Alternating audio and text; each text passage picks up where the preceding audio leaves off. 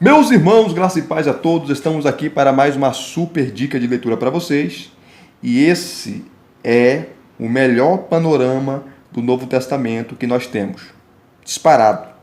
Essa obra é referência nos seminários.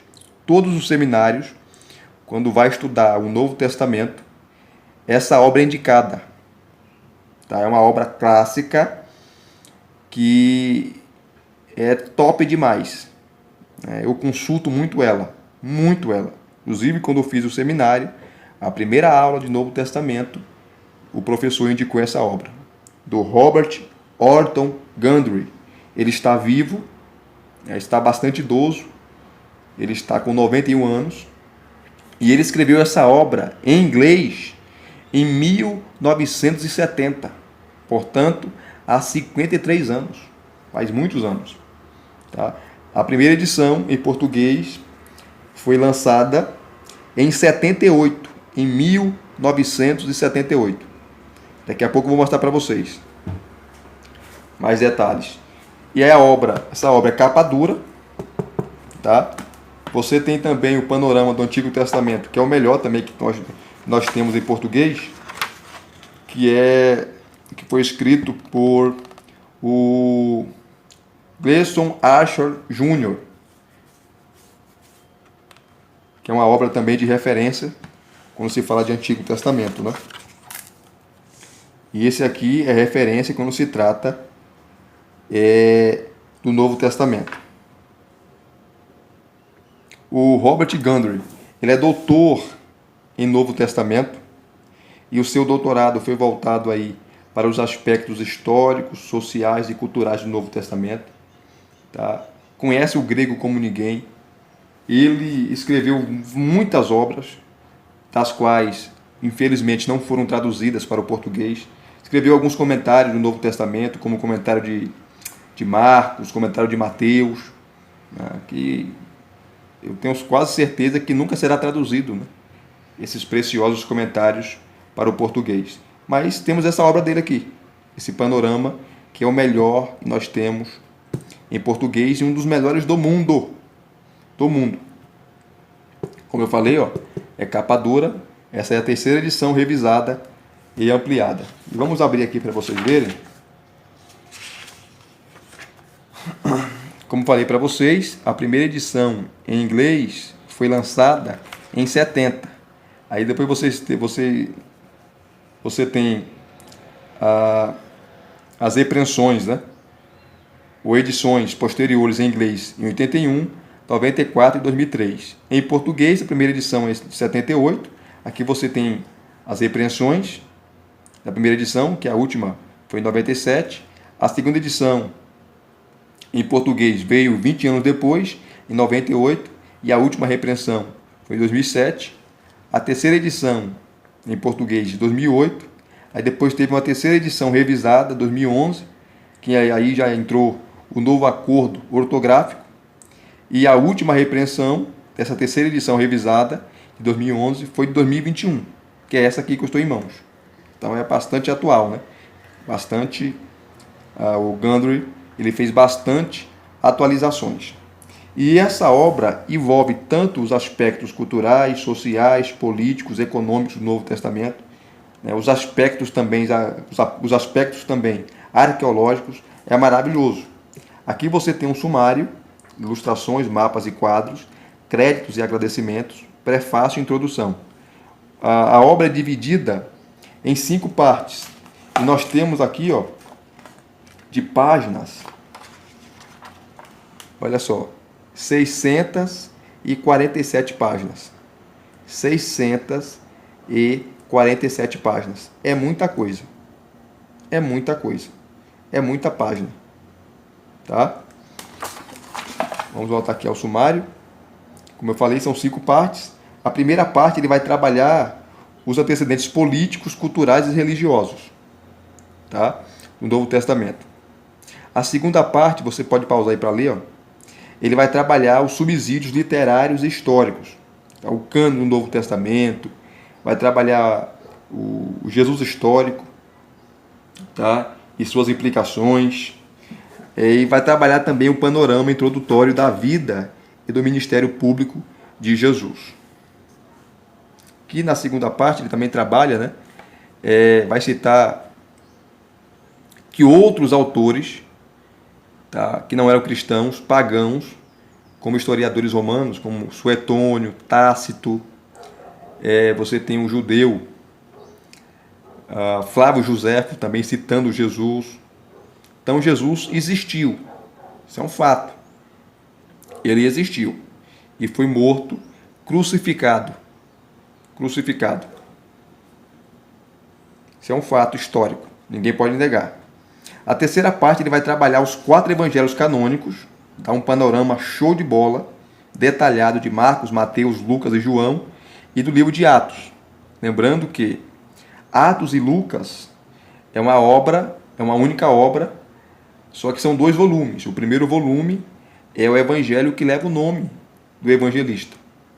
E o segundo volume é o livro de Atos, que Lucas vai falar o que aconteceu com a igreja após a ascensão de Jesus. Show de bola aqui. E a quarta parte ele vai trabalhar as cartas de Paulo. Ele trabalha as primeiras cartas de Paulo, as cartas mais importantes de Paulo. Ele vai trabalhar as cartas de Paulo escritas na prisão, são as cartas da primeira prisão, as 4 cartas, né? Efésios, Colossenses, Filipenses e Filemão. A primeira prisão dele em Roma. Depois as cartas pastorais, tá? Tito, 1º e 2º Timóteo, aqui Hebreus, Jesus como sumo sacerdote, e as cartas católicas, né? Ou gerais, ou universais, porque o termo católico significa universal.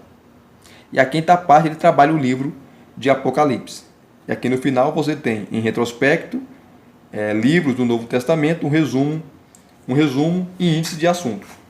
Vamos aqui para o livro do Novo Testamento, o resumo, na página 634. Olha só, ele vai colocar aqui, eu gostei bastante disso, em ordem cronológica. Qual foi o primeiro livro a ser escrito no Novo Testamento? Há uma discussão se foi a primeira carta aos Tessalonicenses, se foi Gálatas, ou Tiago. Para Robert Gundry, foi Gálatas.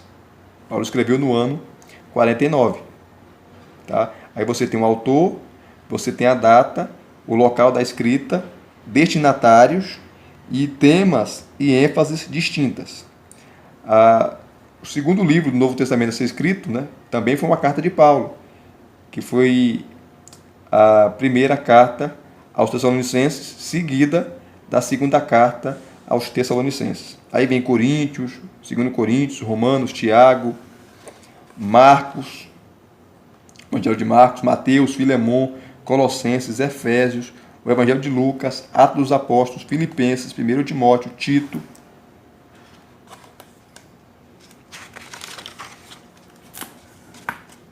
Primeiro Pedro, 2 Pedro, 2 Timóteo, Hebreus, Judas, o Evangelho de João, as 3 cartas de João e o Apocalipse. Maravilhoso, né?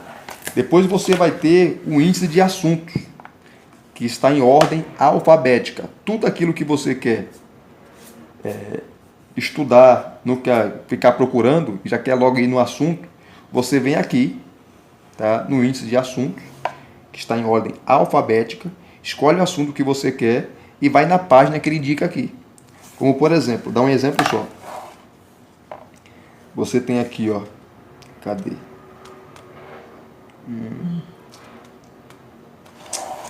Adoração ao Imperador, que é a letra A aqui.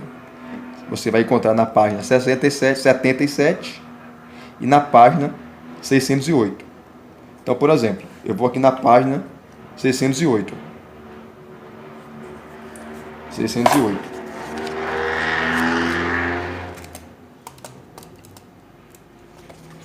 E é o Apocalipse, né? 608. Pronto. Tá aqui.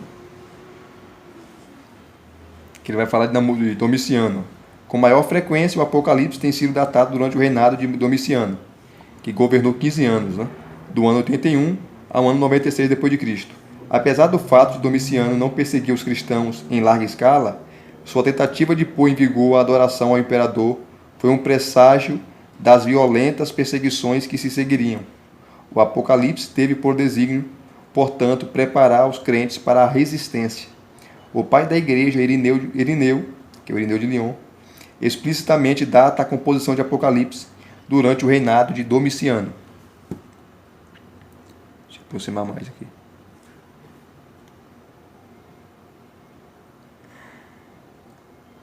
O testemunho de Irineu é muitíssimo importante, uma vez que era um dos protegidos de Policarpo, que foi bispo de Esmirna, que aprendera a doutrina cristã sobre a tutela do próprio apóstolo João. Policarpo foi discípulo de João.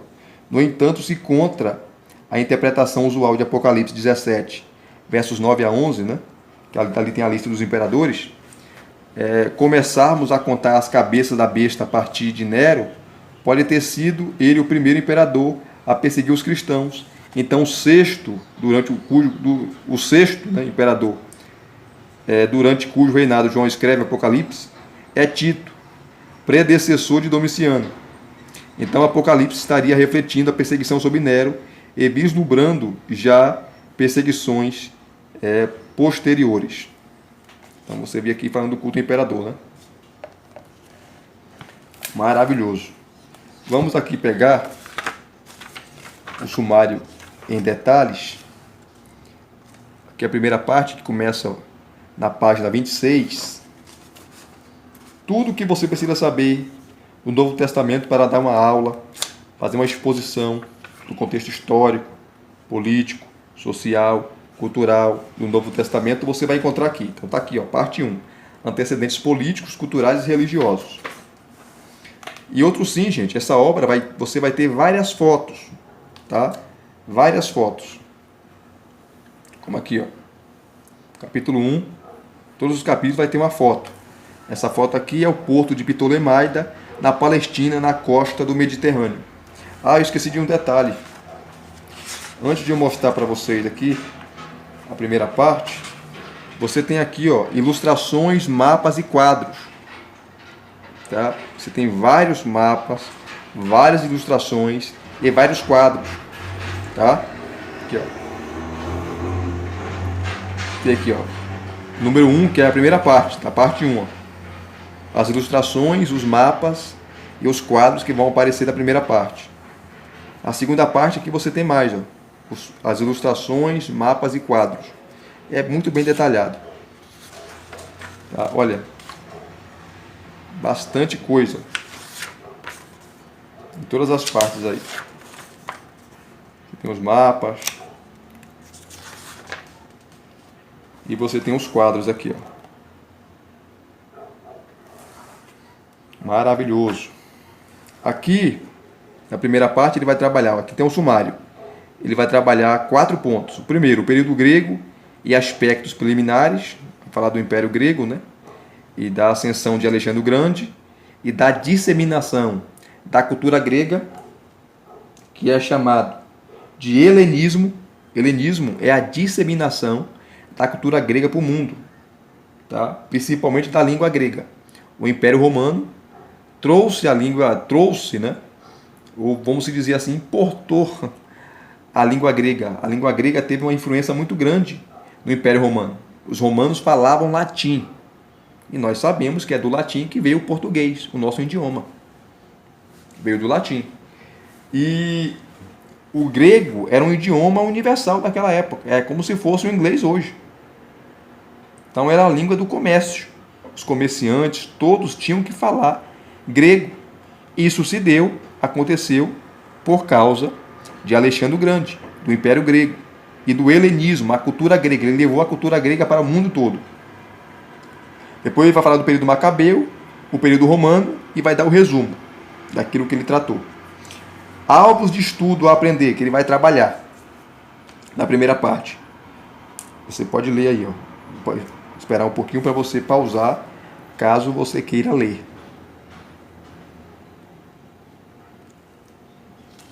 Aí ele começa aqui, ó.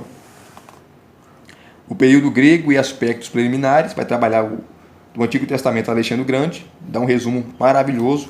A helenização, que é a cultura grega. Aqui você tem uma foto, ó. Essa foto que é uma cena de uma batalha entalhada no sarcófago de Alexandre o Grande. Você tem um mapa. Vai falar sobre os diádocos, que significa, a palavra diádocos significa sucessores. Quando Alexandre o Grande morreu, o seu vasto império, o Império Grego, foi dividido, foi repartido entre os seus 4 principais generais. Ele vai falar aqui. Aqui você tem um trecho da Septuaginta, no Códice Vaticano. Aqui você tem uma moeda que identifica Antíoco Epifânio como Deus manifesto. Então ele traz não só os aspectos culturais, sociais, políticos, religiosos, enfim, mas traz também aspectos arqueológicos. E sempre você vai ter, ó, nos capítulos aqui, as definições das palavras. A dinastia, helenismo, que significa helenização, história intertestamentária, Pentateuco, a Septuaginta, enfim. Você tem uma foto, né, de uma estátua do deus Dionísio. Dionísio para os gregos, Baco para os romanos, porque os deuses gregos, né, eram os mesmos deuses romanos. O que os romanos fizeram foram mudar o nome. Aqui é a foto do deus Baco. E os deuses gregos, né, eles sempre tinham um corpo atlético, né, porque os gregos valorizavam muito o corpo, né, a musculação. Então você vê os deuses gregos sempre nus, inclusive os atletas, os jovens atletas, quando iam competir nos Jogos Olímpicos, né, em Atenas, você também tinha ele em Corinto e outras cidades gregas, eles competiam nus, totalmente nus. Depois vai falar da perseguição de Antíoco Epifânio, vai falar do período macabeu. Então é um resumo maravilhoso, é um panorama maravilhoso para você entender o Novo Testamento. Aqui você tem uma estátua, né, de bronze de Otávio Augusto, ou César Augusto, que é o primeiro imperador de Roma. Primeiro imperador de fato de Roma foi esse camarada aqui, ó, que governou 40 anos. E foi ele que conseguiu pacificar o império. Com ele acabou as guerras. Aí entra a Pax Romana. Pax Romana. Que é Pax com X, né? Pax Romana. A paz romana. O que é a paz romana? Aonde o Império Romano dominava, não tinha guerra. E qualquer guerra que alguém ousasse começar, os soldados romanos automaticamente abafava, não deixava. Então esse camarada aqui, o primeiro imperador, foi muito importante. Que é o período romano, a ascensão de Roma. Aqui você tem um mapa, né, do vasto Império Romano, os domínios. Aqui você tem um busto de Nero, os imperadores mais cruéis, mais sanguinários, que governou por 40 anos, que governou por 14 anos, do ano 54 a 68, e ele cometeu suicídio.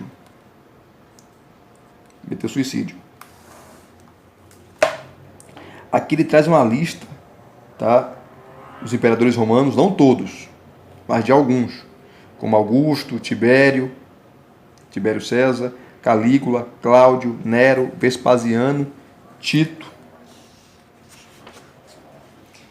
e Domiciano, que vagaria um período no Novo Testamento, né? Depois vai falar um pouquinho de Herodes o Grande, né?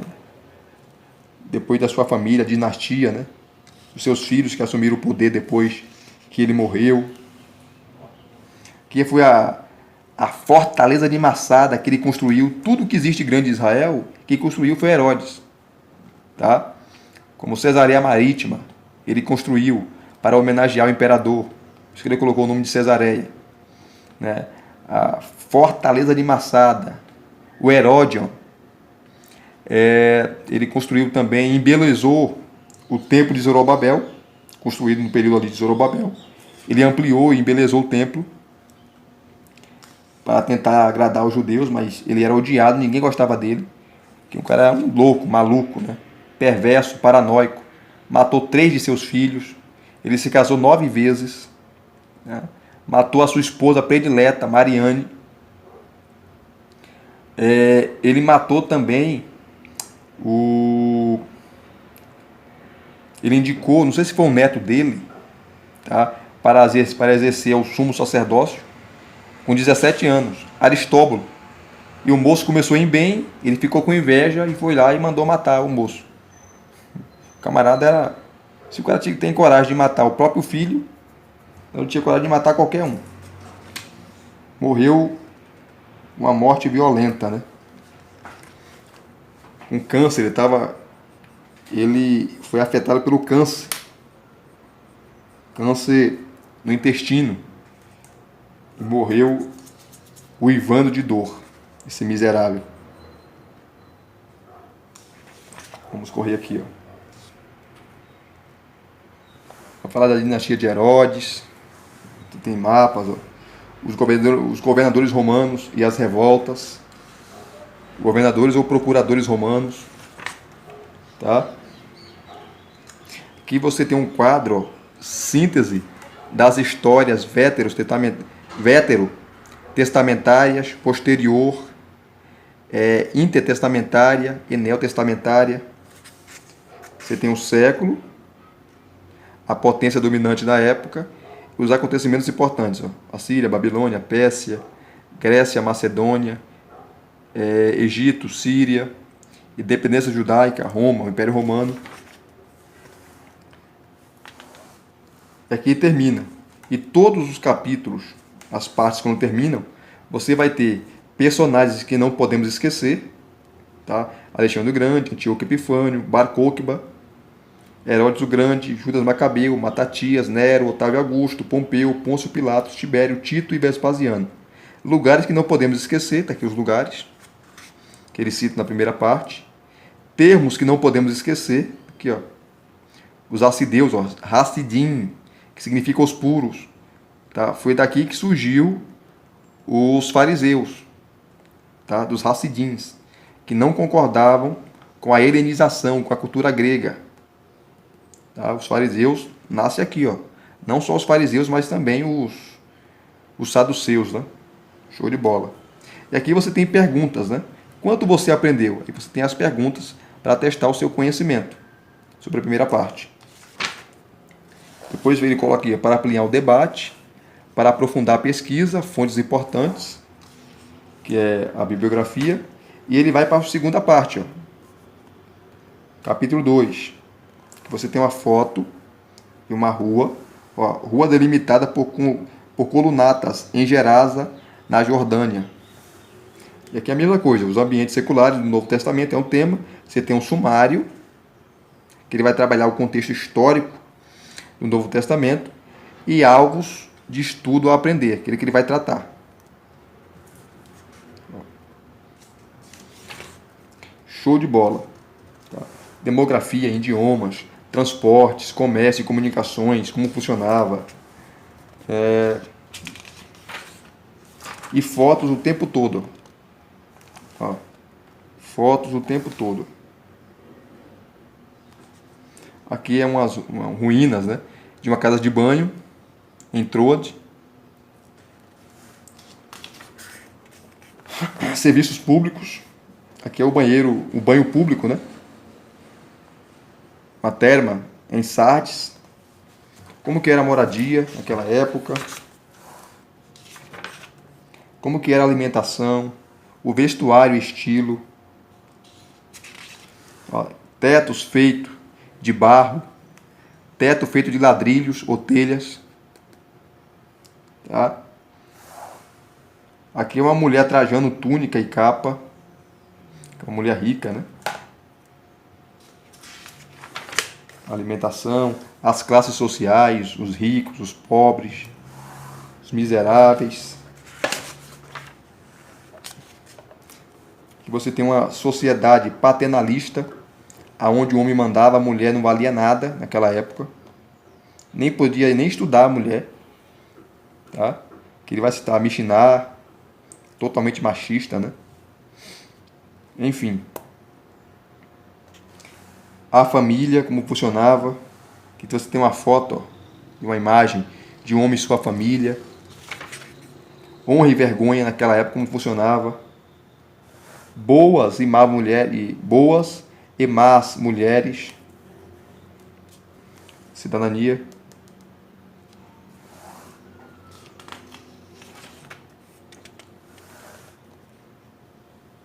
E moralidade galopante. Fala um pouco sobre a mitologia, né? Ó, rua em Pompeia, em que as pedras de passeio são espacejadas de modo a permitir a passagem de veículos com rodas e o fluxo da água da chuva. Entretenimento naquela época. Princípios morais.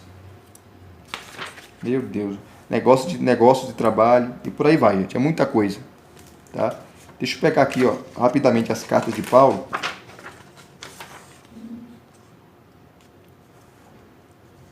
(424). Quem sabe eu posso fazer o segundo vídeo dessa obra, se vocês quiserem. Se vocês não falarem nada aqui, eu não farei o segundo vídeo. Aqui é o capítulo 12. Ó. As primeiras cartas de Paulo.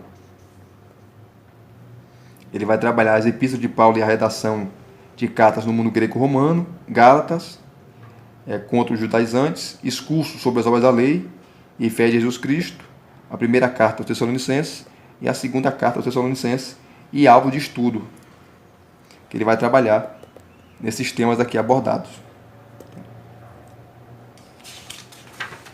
Aí ele começa, ó, as epístolas de Paulo e a redação de cartas no mundo greco-romano. Paulo, ele cunhou, ele inventou o novo estilo de carta, que as cartas daquela época não eram longas, né, e as cartas de Paulo são bastante longas. Ele vai citar aqui, ó, que a carta de Paulo aos Romanos, né, tem 7.114 palavras em grego. É muita coisa. Muita coisa. Aqui ele vai dar um exemplo de estilo gramatical fragmentado em Paulo. Exemplo de fragmentação de pensamento em Paulo. Tá? Paulo usou amanuenses para escrever sua carta. Ou as cartas, né? Só não a carta a Filemon, que ele escreveu com o próprio punho. Mas outras cartas ele usou um amanuense, que era um escriba, né, profissional que escrevia cartas, que eram contratados, bem pagos, para escrever cartas. A carta aos Romanos foi escrita por Técio. Paulo ditou a carta, Paulo ditou, mas quem escreveu foi Técio. Está em Romanos 16:22. Palavra final na galigrafia. A saudação escrevo-a eu, Paulo, de próprio punho. 1 Coríntios 16:21. Então, a primeira carta aos Coríntios não foi Paulo que escreveu também. Paulo só ditou a carta. A carta é dele, porque ele ditou, mas não foi ele que escreveu. Lembrando que Paulo tinha um problema seríssimo na visão, nos olhos. Ele enxergava muito mal. Ele vai falar um pouquinho sobre os amanuenses. Gente, é maravilhoso. Então, tá maravilhoso.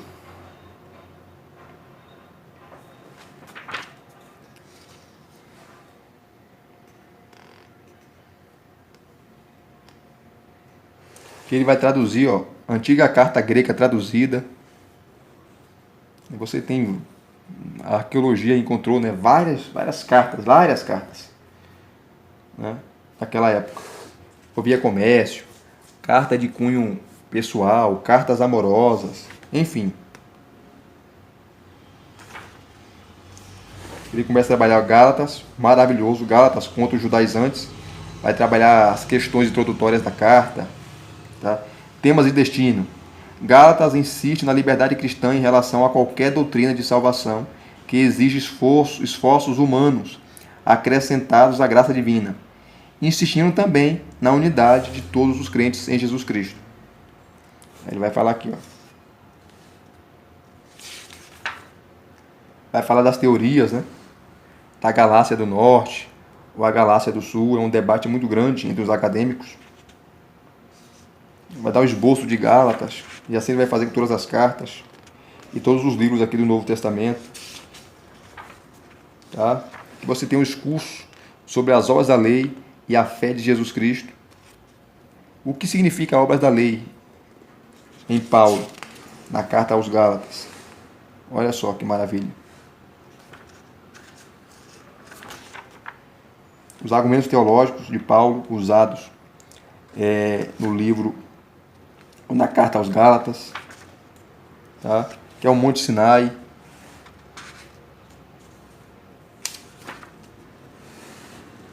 Aí vai trabalhar a primeira carta aos Tessalonicenses e por aí vai. E ele te dá um panorama detalhado, as informações que você precisa saber sobre o Novo Testamento, os Evangelhos, as cartas de Paulo, as cartas gerais, o Apocalipse, você vai encontrar aqui. Então, para você que prega, para você que dá aula, principalmente de escola bíblica dominical, é uma obra fundamental. E se vocês gostaram desse review, deixa aqui o seu like, deixa aqui os seus comentários, se inscreva no canal se você não é inscrito e acione o sininho para receberem todas as notificações, tá certo? Graça e paz mais uma vez. Muito obrigado a todos. Até as próximas indicações.